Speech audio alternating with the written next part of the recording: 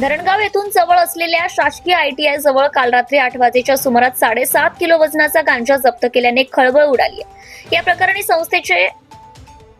संस्थेचा अटक करून पोलीस ठाण्यात गुन्हा दाखल करण्यात आलाय। धरणगाव ते चोपडा रस्त्यावरील शासकीय ITI जवळ दिनांक 3 रोजी रात्री 8 ते 9 च्या सुमारास 7.5 किलोचा गांजासह आरोपी पकडण्यात पोलिसांना यश आलंय। तसेच जळगाव येथील हर्षल संतोष गारुंगे वय 20 वर्ष हा धरणगाव येथील शासकीय ITIच्या गेट जवळ बॅग घेऊन उभा होता। पोलिसांनी बॅग तपासली असताना प्लास्टिक मध्ये रेप केलेला हिरवळ रंगाचा लाल सुखाबाला जप्त करून त्याच्यावर गुन्हा दाखल करण्यात आलाय। तसेच त्याला अटक करण्यात आली आहे।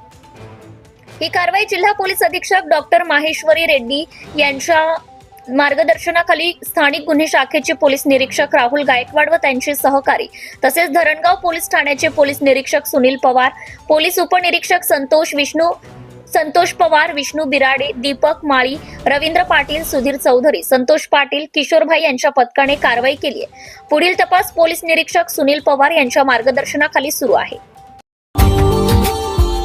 Subscribe now and press the bell icon. Never miss an update.